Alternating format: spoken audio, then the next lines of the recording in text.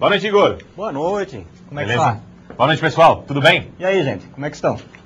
Depois da aula de matemática, a gente vem discutir algumas coisas que quiséramos nós fôssemos também agraciados por resolver de forma matemática. De forma exata, precisa e fácil, né? Como se fosse... Fácil não. Vocês sabem que a disciplina de lógica matemática não é fácil. Mas você já tem uma série de regras para seguir, né, que facilitam muito esse trabalho da resolução do problema. E uma coisa que a moçada vai perceber na aula de hoje, Igor, que a gente vai abordar uma perspectiva diferente do processo decisório nas organizações e, sobretudo, a relação com os sistemas, é que, na verdade, entra um componente que traz ao processo decisório uma subjetividade tremenda, que somos nós, seres humanos. E aí, quando a gente fala da questão da matemática, nesse momento, sobretudo no nível que nós vamos estudar o processo decisório hoje, focando muito aspectos do nível estratégico, trabalhando com sistemas de apoio à decisão, que são muito complexos, a gente vai perceber que essa perspectiva da complexidade humana inserida nas organizações e entendendo a organização como um sistema, traz uma série de complicações que a gente aqui não vai chamar de complicações, nós vamos chamar de desafios para quem trabalha com o desenvolvimento de sistemas, tentar entender onde estão imbricados esses detalhes para produzir sistemas que ajudem as organizações a tomar decisões melhores. Exatamente. E aí, vamos começar com o nosso bate-papo. Eu queria colocar aí o slide para que nós pudéssemos relembrar a nossa aula passada, o que é decisão, né? Falamos sobre o processo decisório, conversamos sobre o 5W2H, what, who, why, where, how much. Trabalhamos também as dificuldades no processo decisório, sobretudo por levarmos em consideração que os problemas não são, na grande maioria do caso, estruturados, e aí o que acontece? A gente não tem essa pseudo-lógica matemática inserida no processo decisório, e aí a gente trabalhou muito forte com vocês a seguinte ideia, e a reflexão que eu gostaria aqui de reforçar. Para coisas rotineiras, problemas rotineiros, situações rotineiras, fica muito fácil pressupor um sistema que dê resposta para coisas que têm a mesma estrutura. Aí é que reside a grande dificuldade, que de novo a gente não vai chamar de dificuldade, vai chamar de desafio.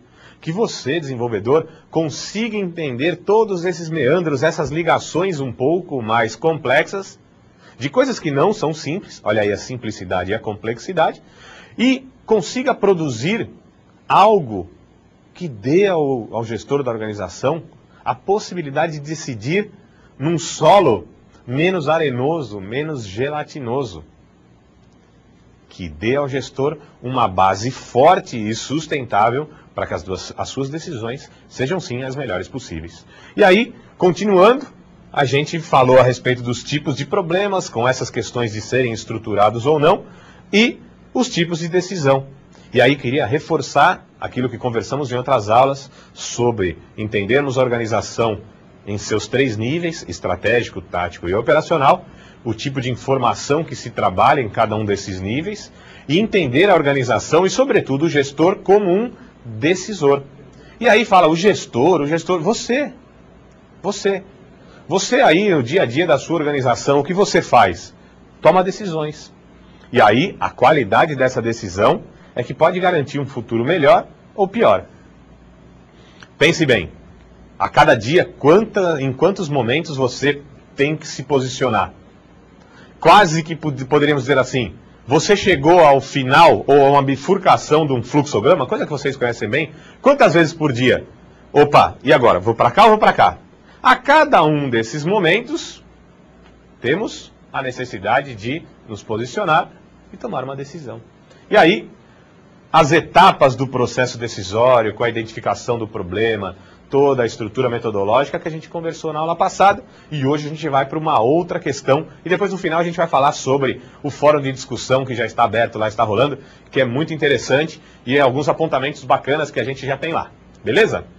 Os objetivos desse nosso bate-papo de hoje, compreender os fatores de influência que são pertinentes ao processo decisório. Olha aí, olha que bacana isso, e aí a gente retoma um dos nossos assuntos lá das primeiras aulas. A organização, então, é um sistema complexo, um sistema aberto, que está em constante interação com o ambiente.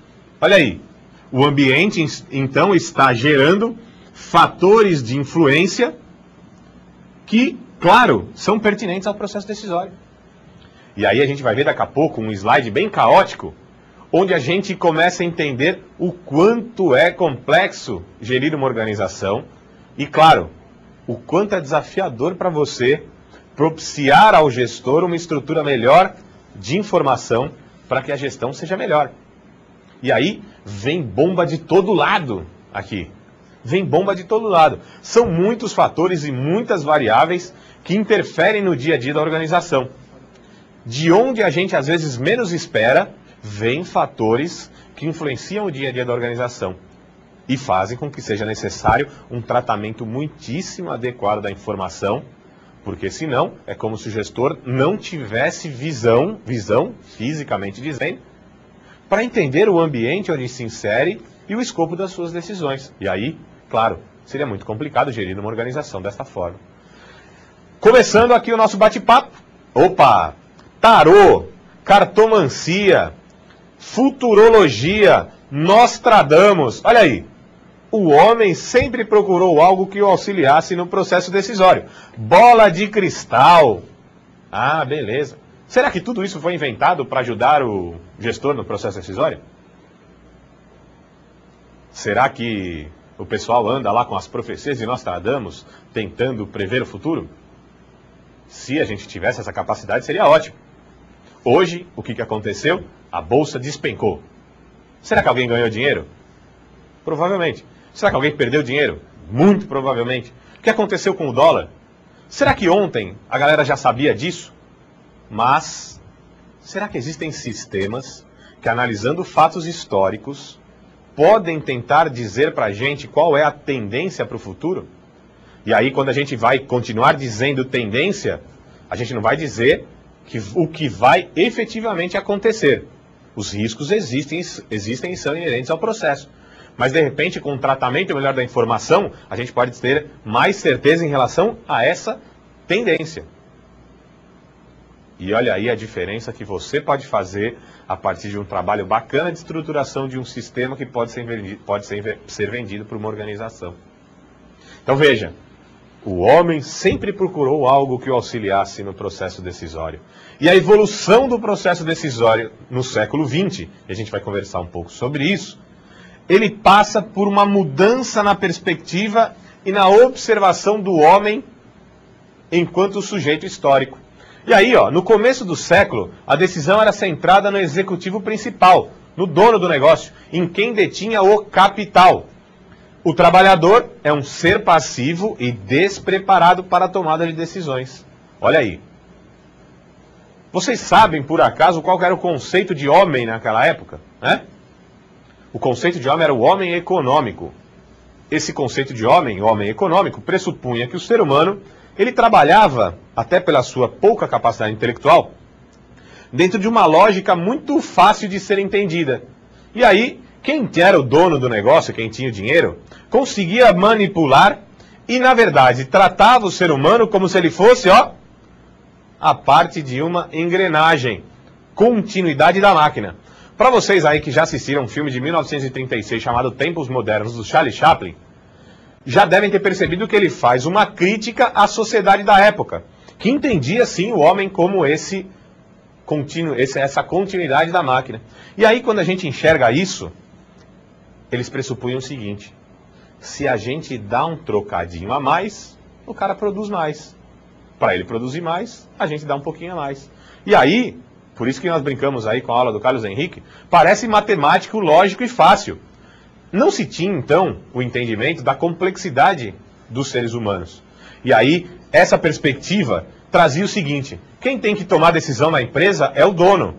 Agora, pense nisso nas organizações contemporâneas.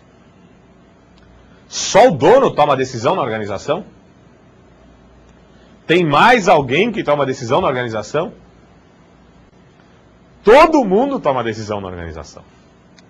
E aí, claro que o nível de complexidade da decisão muda, e a gente já viu isso dentro daquela metáfora piramidal. Mas o que é importante perceber? Que você vai pensar em como auxiliar a organização no processo decisório a partir da modelagem de sistemas de informação que nada mais são as informações do que a matéria-prima do processo decisório. E aí, sugestão, vejam o filme, é bem legal, e traz essa discussão de como o ser humano era visto à época.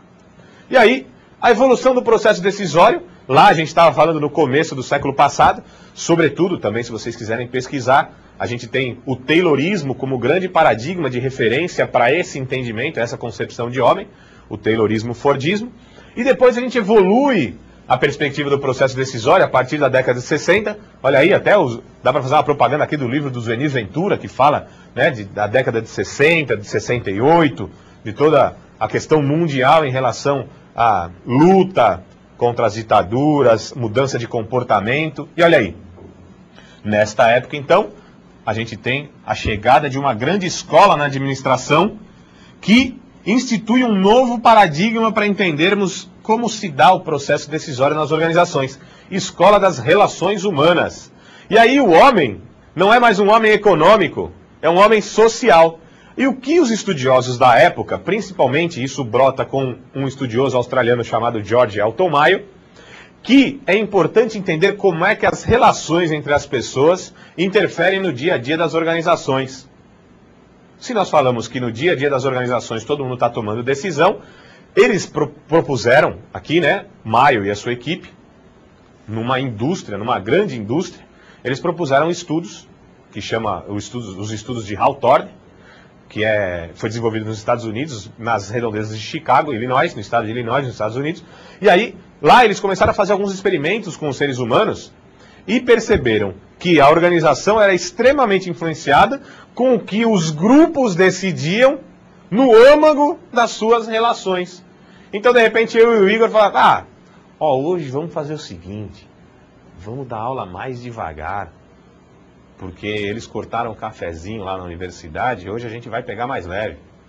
Ou, de repente, aumentaram a iluminação aqui do estúdio e a gente pensa, pô, essa iluminação me deu até mais motivação para trabalhar. Será que isso seria possível? Bom, se quiserem pesquisar mais, vale a pena, a gente vai colocar depois a dica aí no AVA para vocês. A experiência de Hawthorne, os estudos de Hawthorne com Elton Mayo. E aí, o que dá para começar a entender nessa evolução histórica? Que quando a gente começa a entender essa complexidade, mesmo que ainda superficialmente aqui, da cabeça do ser humano, a gente percebe que existe uma série de influências nele, algumas variáveis que influenciam o seu posicionamento enquanto ator principal do processo decisório. E aí o que acontece com você, por exemplo? Quando você está baixo astral e tal e tem que tomar uma decisão, como é que é? E quando você está confiante e tem conhecimento, como é que é tomar uma decisão nesse momento? Muito diferente.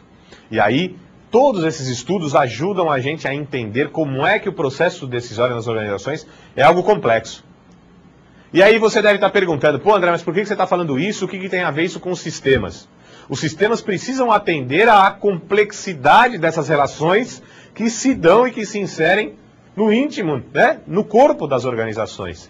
E aí, dentro dessa evolução ainda, a gente tem o trabalhador como um ser humano capaz de pensar, de decidir e de ser motivado para assumir maiores responsabilidades. Motivação, motivos para a ação. Quais são os motivos que te levam a agir de determinada maneira? Agir pressupõe uma decisão.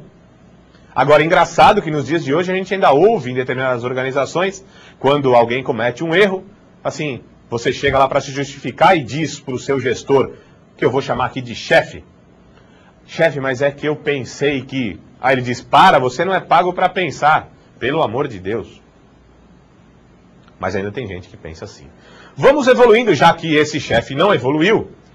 Fatores de influência do processo decisório. Igor, pô, eu acho que você exagerou aqui nesse slide, cara. Mas olha o que tem de coisa. Na verdade, tá até faltando coisa, André. Tá faltando coisa? Tá faltando, faltou espaço no slide, na verdade. Vou começar a ler aqui, ó. Governo